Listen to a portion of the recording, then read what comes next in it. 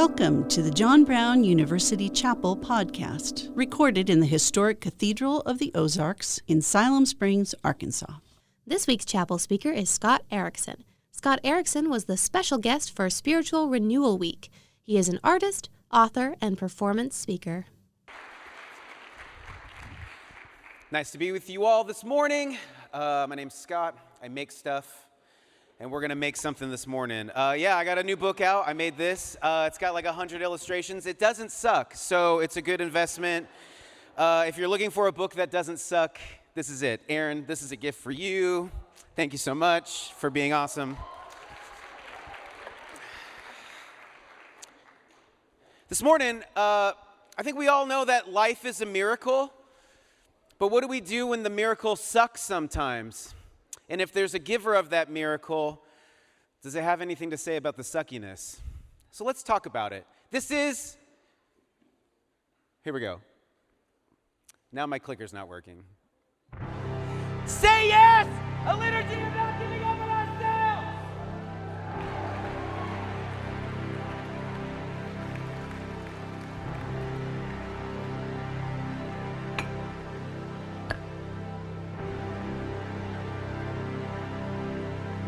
It's just long so I can get a drink of water. Friends, I went to college like you. I lived in a house with 4 other guys. We graduated college, got married. We have kids. There are more kids than there are us now. But ever since we graduated college, every year we rent a cabin up in the Pacific Northwest where they filmed the Twilight series. And we spend a weekend together.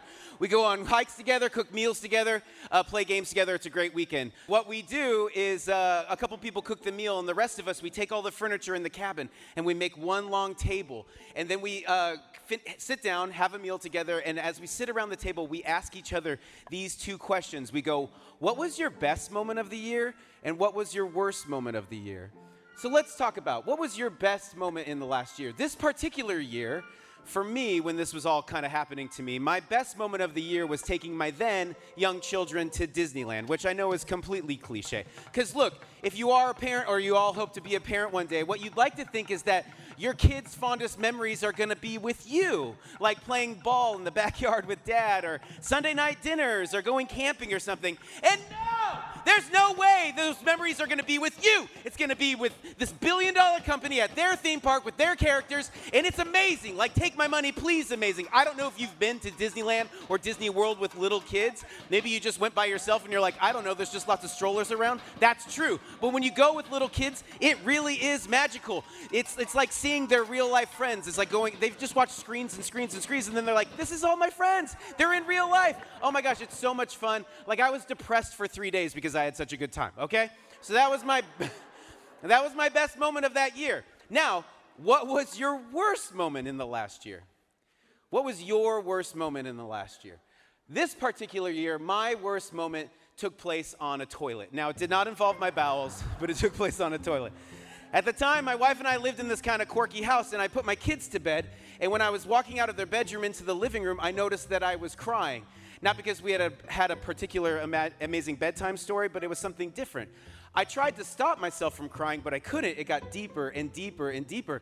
And I made my way to our only bathroom, this little tiny bathroom off the kitchen, and I sat on the toilet, and I just wept for an hour. Like, my wife found me like 15 minutes into it, and she's like, are you okay? And I was like, she's like, do you want to talk about it? I was like, I don't know what this is. My tears are me talking about this. And with a little time and a distance from that moment, I realized what was happening to me was that a dream was dying, that there had been some kind of dream in me for a really long time, and somehow physiologically and psychologically, my body started to understand that it wasn't going to come true. And I was grieving the loss and death of a dream. Now, I'll tell you a little bit later what that dream was, but it would behoove us as a group gathered here in Arkansas to define what is a dream. Because when we talk about the word dream, a dream can mean lots of different things, right? A dream could be the series of images going on in your head at night as your mind is unloading the day. Or a dream could be like a house on a street of dreams, or some kind of object or place you'd like to be, like a dream vacation or something. Or for a lot of us, when we just say the word dream, we just simply think of Ryan Gosling, because that man is a dream. And maybe you don't think so, but he was in one of your dreams one time, and you're like, yeah, he did show up. I like this one. I like that he's my dad in this one. There's a lot of things going on in that. I should probably talk to somebody about that. But if you were to look in the dictionary, which is the book about how we use words in our culture right now, a dream is defined as a cherished desire. And I just used a sexy word, desire. Desire is a sexy word. Desire is a sexy word because it means you want something, right? And I would like to submit to all of you that what you want is not necessarily some thing or object or place to be, but what you really want is to be the kind of person that can get that object, to have that thing, that can go to that place to be. Look, I'm a visual artist, so I think a lot about the words that are. Let's start over. I think a lot about the images that are associated to the words that we use. And when I think we use the word dream, I think there's like 3 images that come to mind. And I'd like to walk through those with you. The first is a tuning fork. If you happen to be in like high school band, right, you'll know that a tuning fork is, it looks like that. It's a metal object that when you hit it, it creates a note. And then all of the instruments tune themselves to that note. It's how a symphony is made, it has a harmonious sound to it, right? When we talk about a dream scenario, a dream of our life, we're talking about a moment where everything feels really tuned in, where everything's working together, right? When we say, I want to have it all, we don't mean I'd like to have a lot of things in my life that are all broken down and don't work. We all know that neighbor in our neighborhood who has 14 broken cars in their yard. That's not having it all.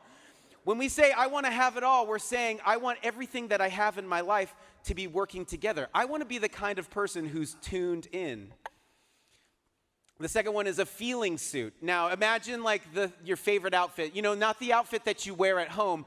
The outfit that you wear at home when you know nobody's going to come over, right? That outfit. For some of you, it's like a cozy onesie. For some of you, it's like some old gym shorts that you should have gotten rid of a long time ago. Or for some of us, like my neighbor who's from Scottsdale, Arizona, apparently his favorite outfit is just flip-flops. And I wish we had a higher fence because I can't not see that. He's older, okay? He visually proves that gravity's real. Do you get what I'm saying? All right. You'll find out. When we talk about a dream scenario, we're talking about a time and a moment in our life where everything feels really good, feels really cozy. It feels good to be in that scenario. It feels different than maybe how we feel now, because now feels really complicated and, and dynamic, and it feels a little scratchy. And I want to be in a place that feels a lot better this. I want to be the kind of person who feels good in their own skin. And then lastly, put any kind of car you want in here, but like a vehicle of destiny, right? A vehicle is meant to take you somewhere. And when we talk about a dream scenario, what we're talking about is like, I feel like I'm going somewhere, that I'm headed somewhere, that there's some kind of destination. I'm the kind of person that has a destiny. I don't know what your worst moment has been in this last year, but I can guess that it felt like something like a death of a dream. Some kind of loss, some kind of way things didn't turn out the way you thought. Maybe it's a physical loss of somebody you know. A physical or just like an emotional loss of some like hope, of thinking that you had a future, something like that. And if a dream is like a tuning fork, then the death of a dream just feels like you're in some awful sounding situation. If a dream feels like a cozy suit, a feeling suit, then the death of a dream feels like being stuck in a burlap sack and just itchy and you can't get out of it. And if a dream is like feeling like you're headed somewhere, that you have a purpose, then the death of a dream feels like being on the side of the road, broken down, and having no backup plan. And then this is where the voice of giving up comes to us.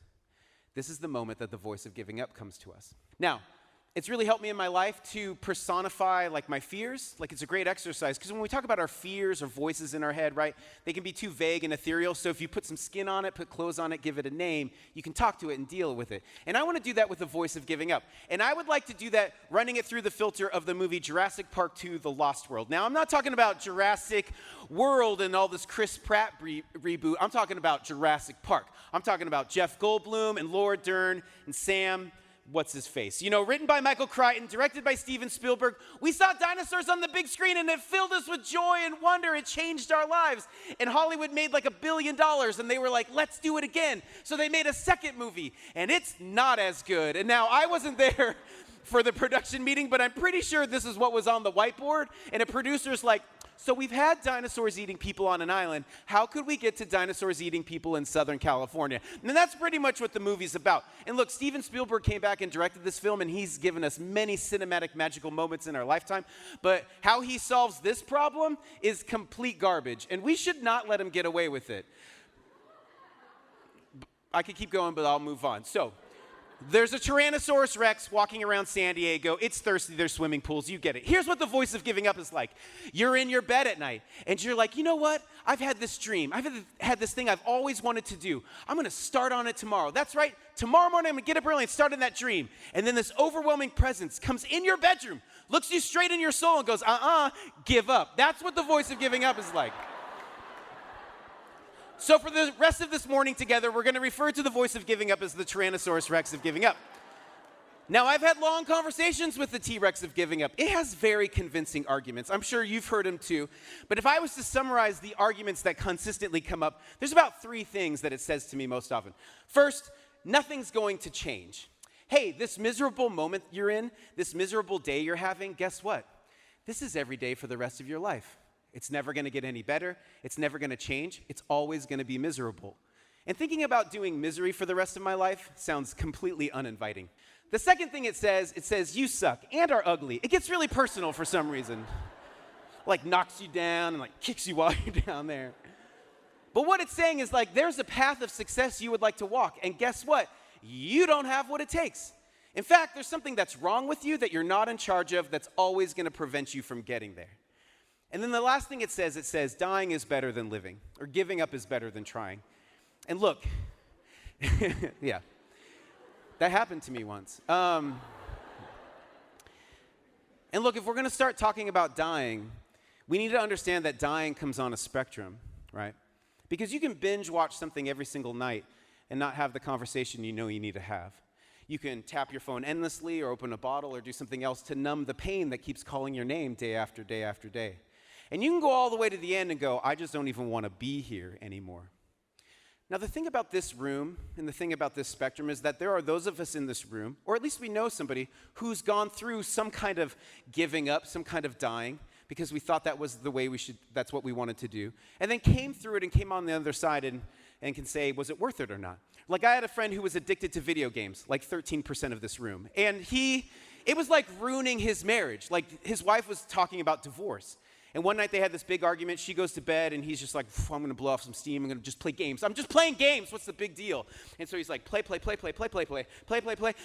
And then he eventually looks out the window, and he notices that the sun is coming up. He had played games all night long, and he realized what he was doing, and he picked up his Xbox, and he went outside, he threw it on the ground, he stomped it into pieces, and he's like, I went and got help.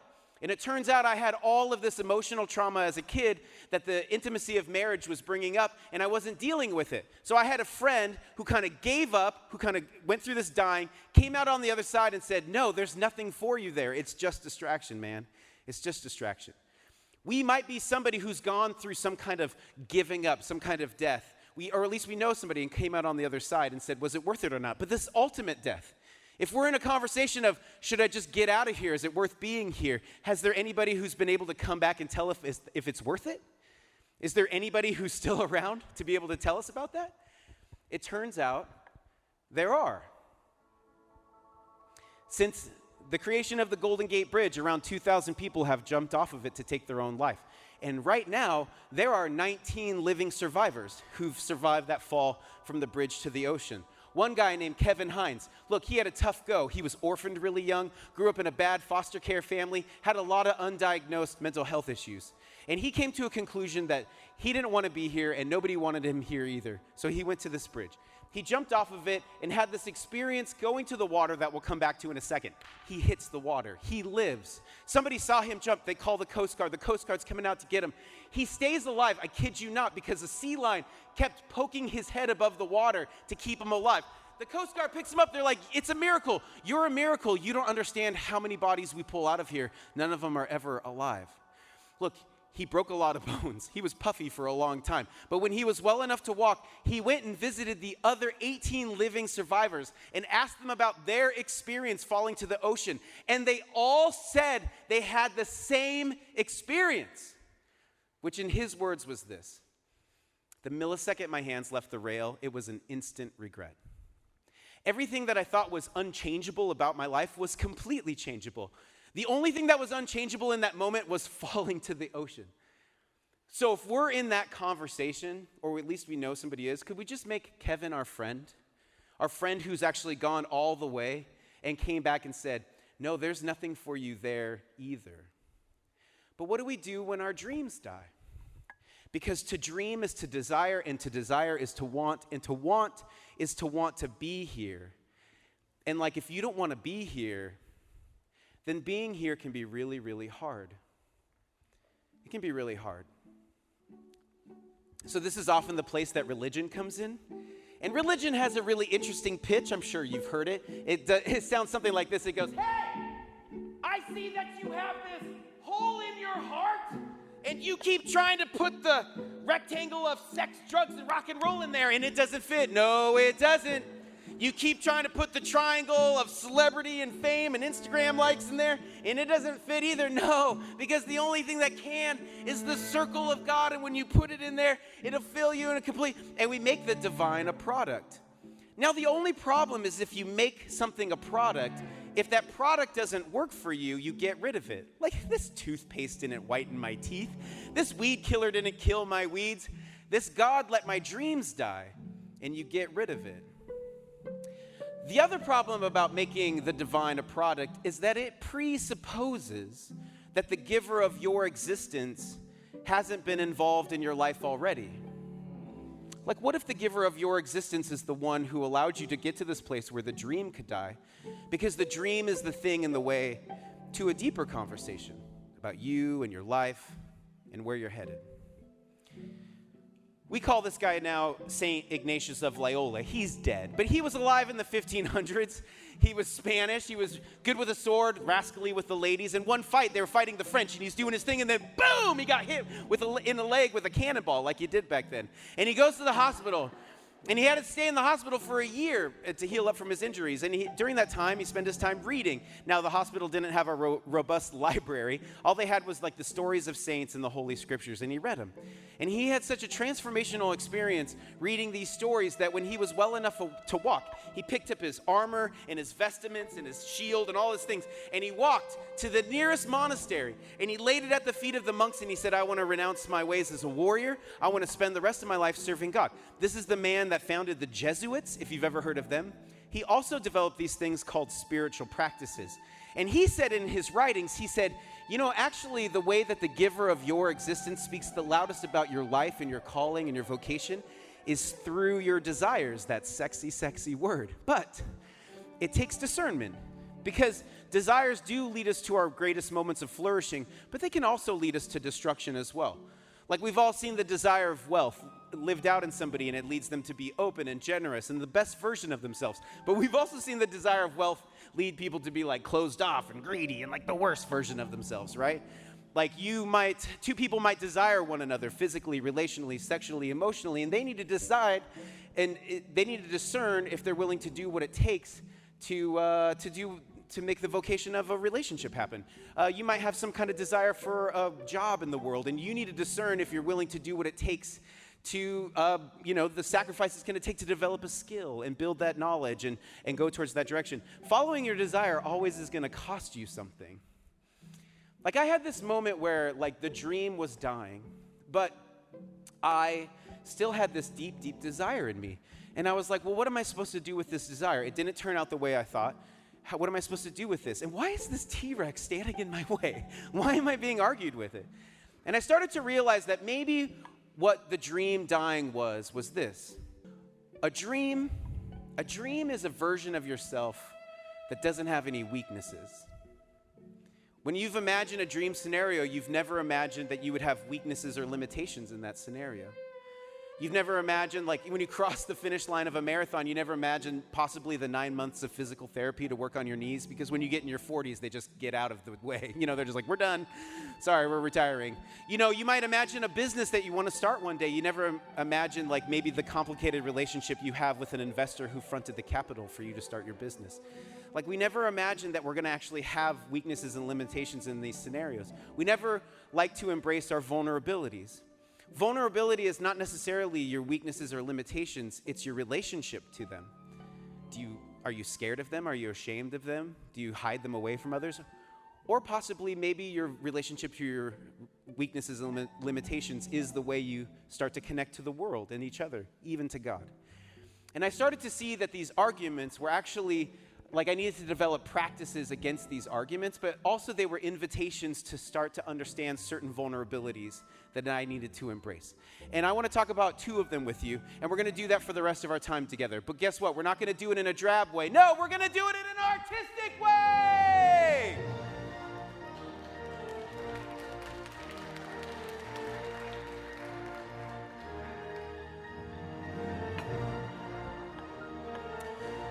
Great. Nothing's going to change. On a hot summer day in Portland, Oregon, my wife took our 3 kids to the Portland Zoo, a delightful place with caged animals, caged parents, and wild and free kids. It's great. You should go sometime. And then my wife is there, and they're making their way through the zoo, and they eventually get to the lion pen, which they have this big rock the lions usually sit on. But it was hot, and they were in the afternoon, and they were down in the shade, sleeping next to these floor-to-ceiling windows. It's actually really cool.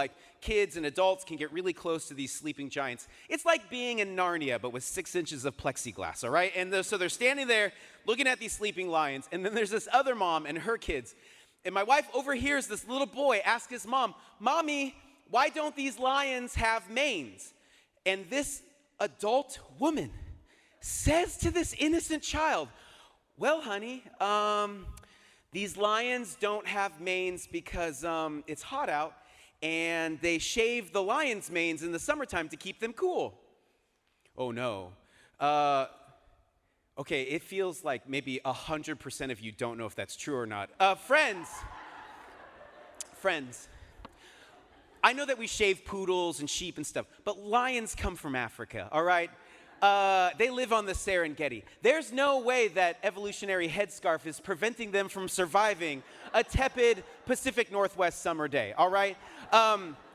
My wife reaches, mom to mom, and she's like, "Oh, these lions are female. They don't grow manes." And she's like, "Oh, thank you. And then she didn't tell the child that information. She didn't relay that information. Hopefully he heard my wife. When has the last time your knowledge of lions' manes has ever been tested? Until just moments ago. That information could have remained in that child throughout his life, adolescence, teenage years, well into college. I can imagine a scenario. He's on campus. He sees a girl he fancies. He's like, "What's a fun first date that's consensual and we can get to know one another? Go to the zoo. You get a pretzel, you talk about penguins, it's great." He asks her out. She says yes. They go on a date. But when you go to the zoo, you're like, "What do I know about animals?" Right? So he's going through the Rolodex in his head about everything, and he doesn't want to blow it. They get to the penguins first, and he's like, "Oh, what do I know about penguins? Oh, I saw that March of Penguins documentary. Hey, do you know that the male penguins, they sit with the eggs during the coldest time of the winter while the females go get food, and they bond together and protect each other from the cold, and they work together. It's like a fellowship of dads, and I hope to be a dad one day." And she's like, "Oh my God, I want to be a mom. Ring by spring." It's going really well. It's going really well. He doesn't want to blow it. The day goes on. He's like, "I'm hoping for a next date." They get to the lion pen. He's like, "What do I know about lions?" "My mom told me something one time. Hey, do you understand my wife in this moment saved this little boy's future sex life? Do you get it?" She was like, "No, I want you to find your love." They toasted her at their wedding. Do you get what I'm saying? We know a lot of stuff. We are in an age of knowing, an age of information. Right now, there are 5,000 books being published every single day. There's more information written in a Sunday paper than was ever recorded in the ancient world. We have the internet, which most of you plagiarize. We know a lot of stuff, right? And, we know so many things. But when we hear the voice say, "Nothing's going to change," sometimes we assume, yeah, it's just something I know to be true. We never really check where that information comes. And the thing about nothing's ever going to change is that it's not a knowing problem, it's a narrative problem. It's not about what you know, it's about how you know what you know. The famous psychologist Carl Jung said this: until we make the unconscious conscious, it will direct your life, and you will call it fate. This is why some of you in the last year have gone, I think God told me to break up with you. Is it that? Is it God, or is it just your dad? You know, until you make the unconscious conscious, it will direct your life, and you will call it fate. Right now, our five senses are taking in way more information than we could ever hope to imagine. And what our brains are doing is they're processing all that information into a narrative. And most of the time, that narrative is, am I safe or not? Am I safe or not right now? Like if you walked into this chapel, you probably didn't even think about it because you've been here before. You just walked in and sat down. You never questioned if you were safe or not. But if you would have walked in and then you saw on stage like a pack of wild wolves tearing apart a caribou carcass, you'd be like, oh, I'm not getting eaten alive today. No. It's just there happening all the time. We're narrative-making machines. We're making up these narratives all the time. The other thing is that we also have these narratives happening all the time, and they're a little bit more insidious. They sound like this. They go, this is who I am. This is what I'm capable of. This is who I am. This is what I'm capable of doing, and this is how the rest of my life is going to turn out. And those narratives are happening all the time, too. Those narratives came to us by how we learned to survive as kids in the world, about how adults and our parents treated us when we were young, and they're happening all the time too. I had a time in my life where I had some really bad narratives. I was saying some really destructive things to myself. You ever had those moments, times, seasons?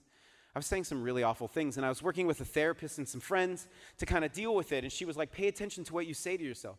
Pay attention to your self-talk. And so I was paying attention to the narratives I would say to myself.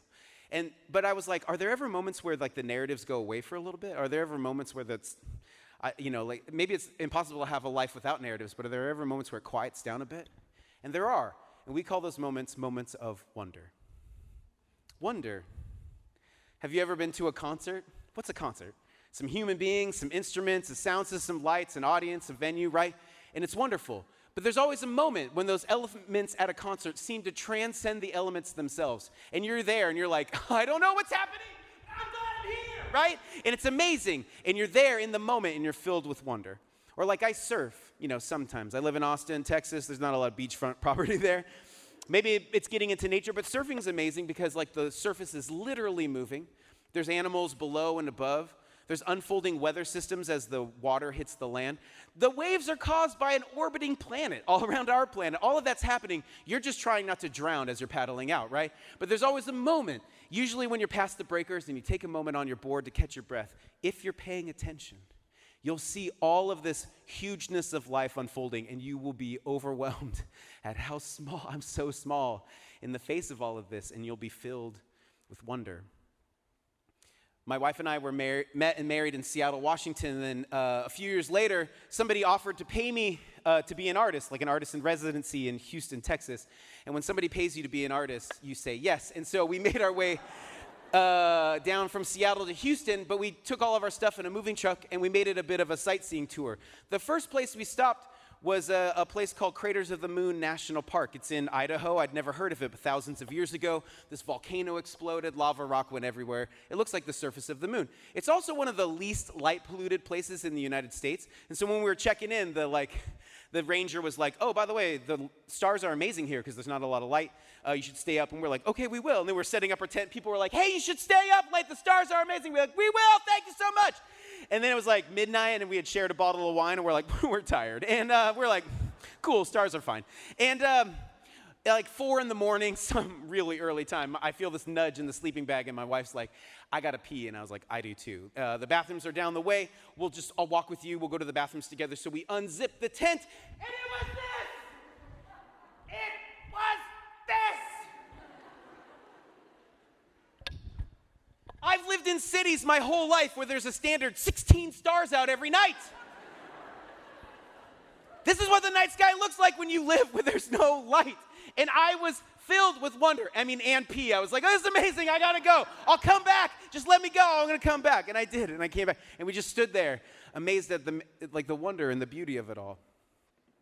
What is the common denominator between you and between the stars and like the concert and nature and the surfing, all of that? The common denominator is you. You're the common denominator.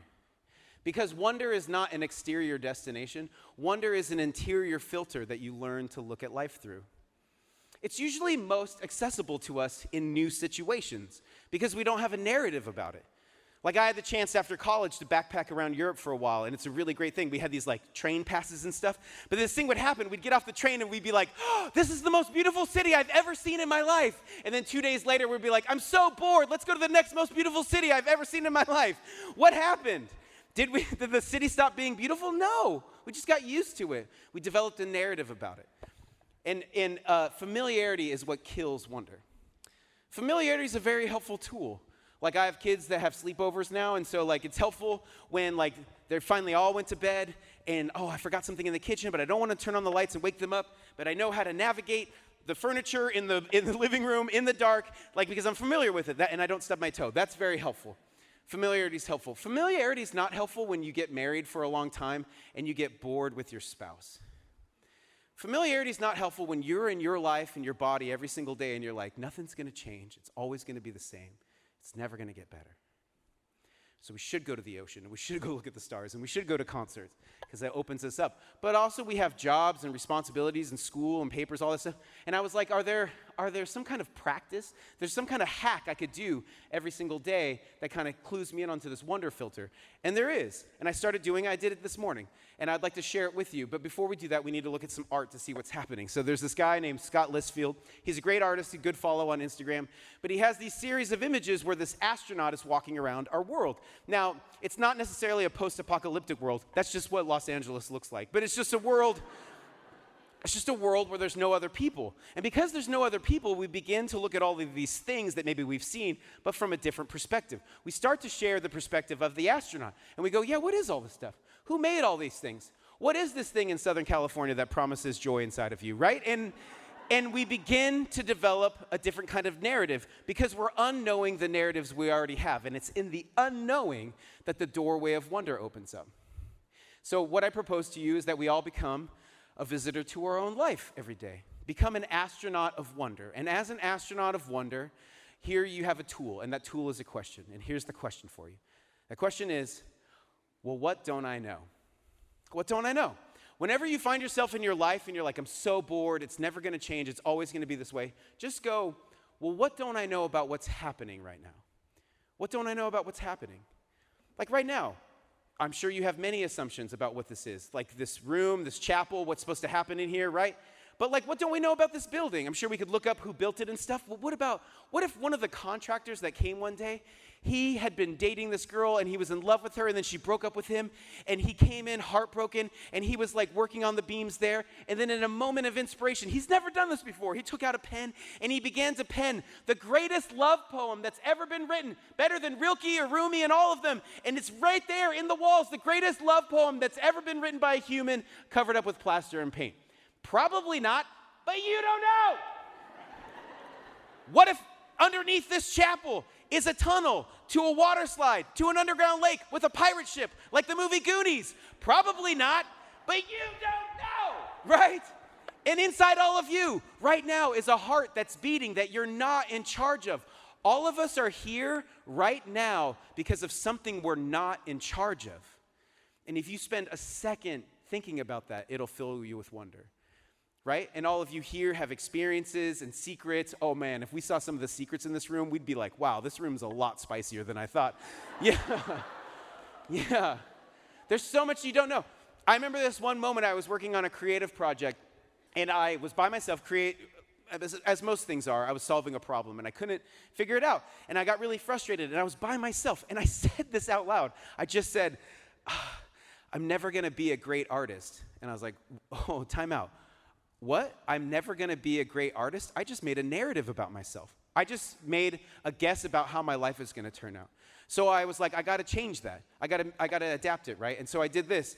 And that narrative's not hard for me to understand. I'm not formally trained as an artist. I've never made gobs of money as an artist. I've never won awards as an artist. You know, things we usually equate with success. So I just started developing this narratives, and I was like, I got to change it. So I did this. I said, I'm going to change it. Instead of I'm never going to be, because, you know, I didn't become overly arrogant and be like, I'm going to be the greatest artist ever. Like, we have Kanye West for that, right? But I was like, I changed, I'm never going to be to, I'm on my way to being a great artist.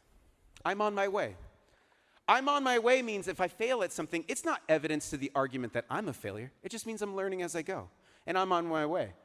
And I like to make jokes and I like to make things, so I made this t-shirt that says Future Famous Dead Artist, because I am in a tradition that typically when you make it is after you've died. And it's like a joke for me. I like wear this shirt as a bed shirt, and when I wake up in the morning and I wash my face and I see myself in the mirror, I'm like, I'm on my way. And it makes me giggle. It makes me giggle, but it also changes the trajectory of where I think I'm going. Because look, all our arguments are just simply like assumptions put together. Arguments are assumptions put together. And if you can slowly take apart the assumptions that build an argument, it'll open you up to a universe of possibility. And look, I'm not the only person who's ever had to have this conversation. Like, lots of people have had this. Oh, are we on? Hi. Hi, everybody. It's me, Scott from the past. Oh, my gosh. Hi, Scott from the present. Hey. How's he doing, everybody? Is he doing all right? Oh, yeah? I don't know. Yeah, thanks. Yeah. How do you feel like you're doing? I think it's going well. Uh-huh. Did you, I did earlier, yeah. Remember last time? It's not good. It's not good. No, it wasn't good. Well, everybody wants you to paint, so why don't you, Scott in the present, Yeah, I'm gonna do that. do a painting. Why don't you go over there and do that? And I'll take over the narrative right now. So we're talking about the conversations that we tell ourselves, the narratives we have about ourselves, and those are trying to help us to survive, but guess what? They're not the truth of our lives or the fullness of our lives, and we have no idea where our lives are going to go. That's the great mystery we're all invited into. In fact, another great mystery that happens in our lives is the places that don't work out end up being the places that form us the most. And our particular vulnerabilities sometimes become the way in which we give light to the world. So in true artist fashion, here in my studio, I'd like to show you some drawings and tell you a story. So let's do that.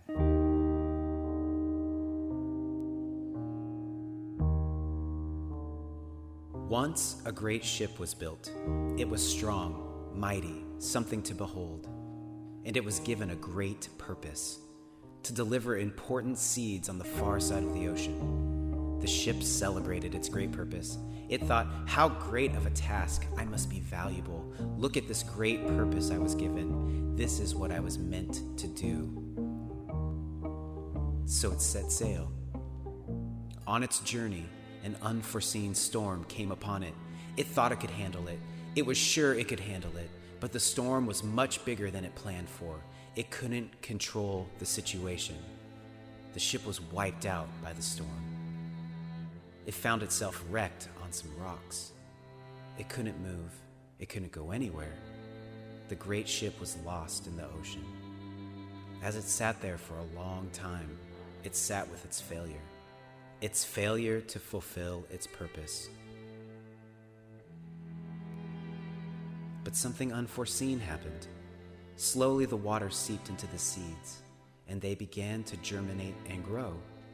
They grew and grew, and over time, there was a large forest. One day, another ship came passing by, also broken and floundering from an unforeseen storm. It came to the broken ship island and asked, "May I rest here a while? I'm so tired from my journey." The great ship replied, "Sure, by all means." As the new ship rested, the great ship gave some of its wood to build a shelter for the crew of the other ship. They stayed a while. After they rested and were healed, the new ship left renewed for its journey. "Thank you for your hospitality. You really helped me." After a while, another ship came by. That ship also asked if it could rest for a while. It had been bruised and battered in a storm too, and needed a place to be.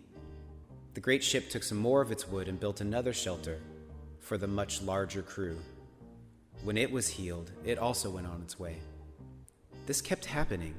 New ship after new ship kept coming, all injured by an unforeseen storm and needing a place to be for a while.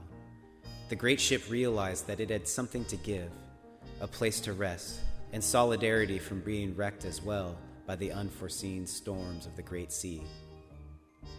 Pretty soon, the great ship decided to build a lighthouse so that all ships passing by that way could find a place to be cared for, to rest, and then continue on their journeys.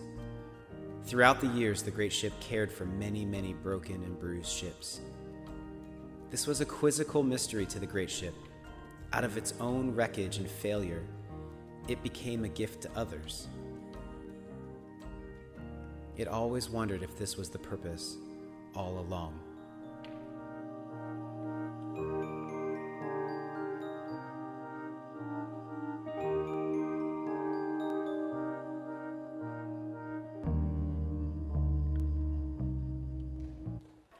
This ends at 11:15, right? Oh, crap. Okay, well, what should we do? You suck and are ugly really quick? Or should we just go? What do you think? Go on? If you need to sneak out, why don't you do that? But let's talk about you suck and are ugly, all right? I would like to talk to you today about you suck and are ugly. Yes. Friends, we got to talk about a weird story that happens in the Bible. You know the Ark of the Covenant, you know the one that melted all the Nazis' faces off in Raiders of the Lost Ark? Somebody steals it. They steal it, and then they're bringing it back into Jerusalem, and it says the king of the land, King David, is out there dancing with all his might. It was such a crazy moment. Like he said, he was only wearing a linen ephod, which is like Old Testament tighty-whities, and he's there in the land. So it's coming in. They wrote this down. This is like a thousands of years old story. It was so weird. They wrote it down. Here's what it says. As the ark of the Lord was entering the city of David, Michal, daughter of Saul, this is David's wife, watched from a window. And when she saw King David leaping and dancing before the Lord, she despised him in her heart. So here's the situation. The Ark of the Covenant, right? A symbol of a covenant relationship between creator and creation, the giver of existence and those who exist. So a symbol of existence itself is coming into their midst. And there's somebody there dancing with all their might. And then there's somebody on the side despising the person who figured out how to dance. How do we become people in the presence of existence who know how to dance? And then how do we become the people who despise those who figured out how to dance? That's what I want to finish this bit on. Let's talk about superheroes really quick. Have you seen the latest superhero thing? Yeah, right? Do you notice I don't even have to give a title? Because we're in this crazy time where Hollywood figured out how to make billions of dollars off comic books, and so it's just like movie after show on Plus, all the things. I love it. It's great. But I was reading a story to my son the other day, and a centaur was in it. He's like, what's a centaur? And I was like, whoa, buddy, get ready. A centaur is like a horse, not really half of a horse, like the main part of a horse, cut off the neck, and then you put a torso of a human on it, and it's kind of like, half of an animal. It's like an ancient superhero, because back then they didn't think about laser beams coming out of their eyes or cutlery out of their hands. They just said, what's big? Horses, half of that, and that's how they made superheroes. Look at it. A minotaur, half a cow. A fawn, half of a deer. It's just half of animals, right? But I was like, yeah, it's kind of a weird one. He's like, well, do they have like superhero outfits? And I was like, that's a great question, man, because I'm not quite sure how they would wear clothes. I mean, just even pants. Like, how do you think you know, and then you're like, oh, I don't know that one. The thing is, though, if you think about it, since the beginning of human existence, with the centaur and stuff, all the way up to like Iron Man and Superman and all of these things, we have invented superhero stories. Why? Because I think when each of us begins to walk down the path of our life, we go, uh-oh, I need to be more, right? I need to be more. There's a path of success we all want to walk down, right? And as you start walking down that path, you're like, I don't think I have what it takes. I'm not good enough. I'm not smart enough. I don't have the right skills. I don't have the right face or voice or body or mind or eyes or whatever it is. I don't have what it takes to get to that destination. And we begin these lists. We all have these lists about what's keeping us back from getting where we want to go. The thing about life, though, is that other people are also heading down a similar path. And you're like, whoa, you're going the same direction, so cool. But how did you get so far ahead? What are you doing that I'm not doing? And then what we do is we start to engage in a comparative conversation. We start to compare ourselves. And we try to get out of our path and get into somebody else's. And look, I had a long time comparison with a celebrity that I'd never told anybody about, but I'm going to share it with you. For years, because he's had some ridiculous years and I've gotten over it, but like for years, my secret celebrity comparison was with hip-hop artist Kanye West. Obviously, because we have lots in common. No, it's because, I know, it's yay, please say yay. It's because I met Kanye West one time. Backstage at the Sasquatch Festival in Washington State. He just got done doing the Graduation set, which is a great album, and I had backstage passes, and I was at the beer garden. He came back. People were like, pictures, pictures. I was like, me too, and we took a picture together. He was as excited as I was, and that's it. That's the only time I've met Kanye West. But a little bit later, I found out that we're the same age. Our birthdays are just 2 months apart. And so whenever things weren't working out on the journey of my life, because of a number invented by astronomy, I would just go, well, who else is trying to do what I'm doing? Oh, I wonder what Kanye West is up to. And I would look to Kanye. And see what he was up to. And he's a very fashionable guy. He has his own clothing line and shoe line. He's a billionaire because of these things. Yeah, and he's very confident. You know what? He's very confident in the clothes that he wears. This is the only time I've ever felt confident in clothes. That's the only moment that I've ever felt confident in clothes. You can tell by that power stance, like I had made it, right? Or he performs and sells out arenas worldwide and stuff, and this is not too long ago, 6 people came to a show of mine. That picture's weird if you don't know what it's from. And then he says stuff on television. He's affecting culture. He's a celebrity. And look, I was on TV one time. I don't know if it affected culture, but I was on The Price is Right, and with Bob Barker. Look, in 1999, when some of you weren't born, it was really cool to bleach your hair white. You're living through it now. You're just recycling what we did. And that's not a puka shell necklace. That's a hemp necklace made by a girl in college I was into. Yeah, and so I won The Price is Right. Went to the Showcase Showdown and spun the wheel. I lived all your game show fantasies, right? So maybe I beat Kanye there. But look, we are in an age of social media, and that's feeding that comparison. And I understand, I'm not here to poo-hoo social media. I understand that I'm here because of social media. Thank you for your support. But it's kind of messing us up a little bit. Let's talk about how it's messing us up. So, say you want to get married, which is like, a wedding is like a crazy thing to put on right now, right? And you're like, I need some ideas. So you go on Pinterest and you're like, wedding ideas. And then this like catalog of bridesmaids dresses and table settings and all of this stuff happens, and you're like, oh my God, it's so much, but you're organized. You have all the boards. You have a notebook that's this big with all, the day of your wedding comes, and it's a perfect wedding. It's a perfect wedding. It's a Pinterest-worthy wedding, except it's a little more humid than it typically is. Nothing's really swaying. It's just kind of na. No, she looks beautiful.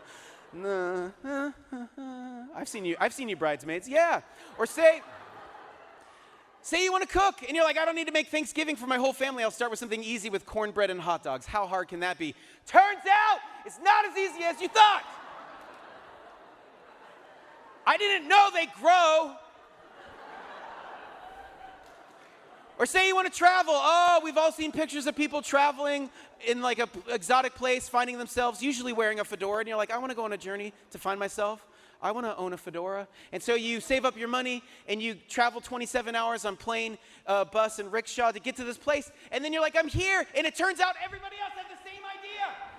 The lie of travel photography is there's nobody there. There's always somebody there, because what's happening is that we're given this curated reality every single day, and all we can do is show up to real reality, and we go, it doesn't work.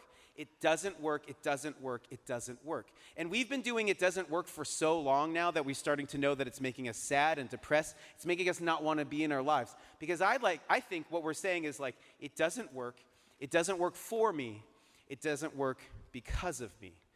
And when we've entered into it doesn't work because of me, we've entered into a deeply sacred conversation. A lot of faith traditions have this conversation. I want to share one from the tradition based on this school. So this is a painting of Peter and John. John wrote some amazing, he wrote some books that are in the Bible, makes amazing royalty checks, right? And I don't know if you've read some of his books, but one of them is like a spiritual memoir. It's about his time with Jesus and is transformative to him.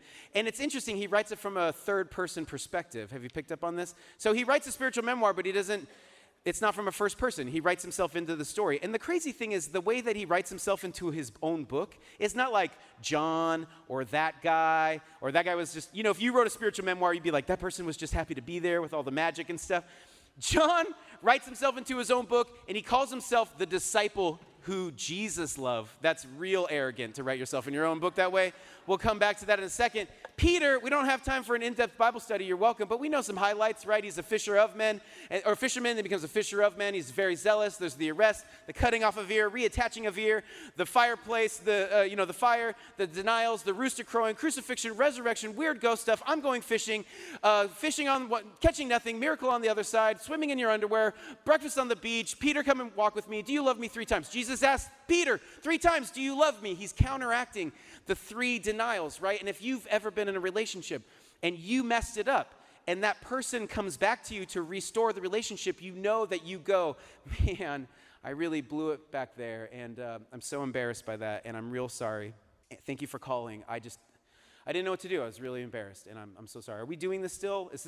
Are we still, I want to do this thing with you, right? That's what happens between normal people. That's not how Peter responds. And John writes about it in his book, okay? And here's what he says. He says, then Jesus said to Peter, follow me. And then Peter turned and saw that the disciple whom Jesus loved, he wrote that about himself in his own book. His name is John, not the disciple.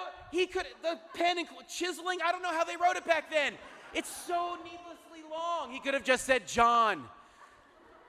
Okay. And he said, I'm an author. That's very arrogant to do that. Okay, Lord, who's going... What did he say? Here we go. Lord, who's going to betray you? And when Peter saw him, he said, well, Lord, what about him? And Jesus answered, if I want him to remain alive until I return, what's that to you? Look, it took me a really long time.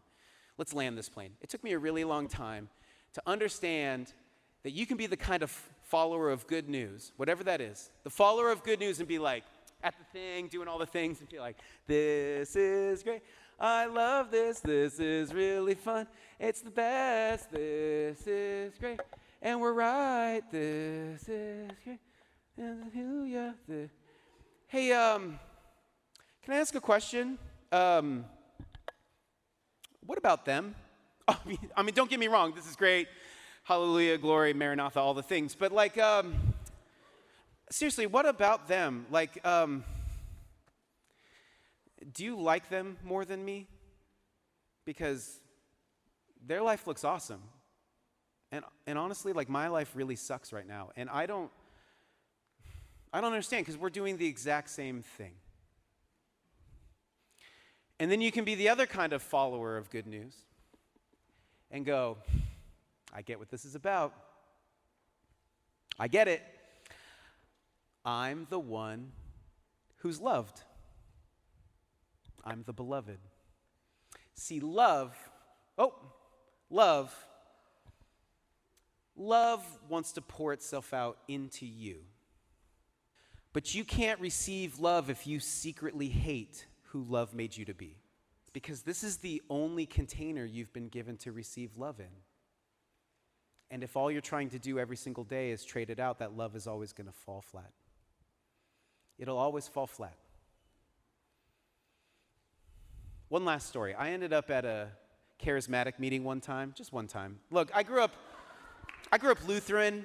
Like, we never talked about the Holy Spirit. He's like a bad uncle that doesn't come to holidays anymore. And I don't know if you've been to a charismatic meeting, but it's very exciting. It's a lot of like flags and trumpets and jazz hands. It's great. I wasn't doing any of that. I was sitting in the back row just like, what? And like somebody came and offered me a tambourine, which is the most forgiving of all the instruments. And I was like, no, thank you. I'm just watching. I was just watching, right? I was just watching. And I remember I was just looking around at everything, and I noticed a guy in the far back corner who I can only describe as like a chubby Dwight Schrute from The Office, just pirouette to the Lord. And it was hilarious. Like, it was like watching travel guide Rick Stees, like, tryout videos before you think you can dance. And I was laughing so hard. Like, inwardly I was laughing. I'm not a monster. Inwardly I was laughing. Because it's really funny to see a middle-aged man do moves that 6-year-olds do at ballet class, right? And because he wasn't a stage person. Like, we're all used to stage people doing stage things. It's the people in the far back corner who really believe what they're doing. And I just remember watching him the whole time, laughing at first and then getting quiet. And then I noticed that I was jealous. And I was like, dude, how did you figure out how to be comfortable in your own skin? Because I want to dance. I don't want to stand on the side and despise those who figured out how to dance. We live in a massive culture of comparison, more than any other humans ever. And I want to give you this one practice and then we can go. We need a practice. And that practice is, whenever you find yourself in a comparative narrative, just move from comparison to contribution. Just be like, no. I can be a contribution. I am a contribution. I can be a contribution today. Because if what comparison is getting out of your path and getting into somebody else's, then the T-Rex is right. You do suck. You suck at being somebody else. But contribution is the slow, daily work of uncovering the hidden path of desire that's been put in you to walk. Contribution is the slow, daily work of noticing the hidden path of desire that's been put in you to walk. Have you ever looked back on your life and you're like, oh my gosh, I'm on a path. I can see it. I'm on a path. I've been on a path. And then you come to your present day and you're like, and it's gone. And then you look at your future and you're like, I have no idea, right? Contribution is that slow daily work of uncovering that hidden path of desire. And contribution isn't necessarily like making things and stuff like that, although there may be artifacts, but contribution is what you love. It's your love catalyzed. What do you love and why? What do you love and why? And it's been proven by therapists and psychologists that if you were to write down 3 what you love and whys every single day, say in like a gratitude journal, gratitude is what you love and why. It would do a number of things to you. It would improve your mental health, your physical health. It improves your sleeping habits. But what you're also doing is you're starting to make a catalog of loves.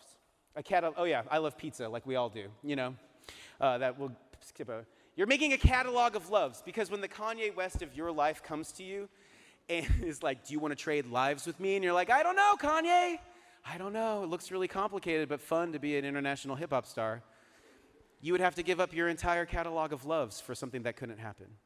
But if you make a large enough catalog of loves, you'll be like, "No, Kanye, no, I don't want to. I've actually been given so much." Thanks for listening to this episode of the John Brown University Chapel Podcast. Be sure to subscribe on iTunes or whatever platform you're listening on, and we'd love it if you would leave us a review.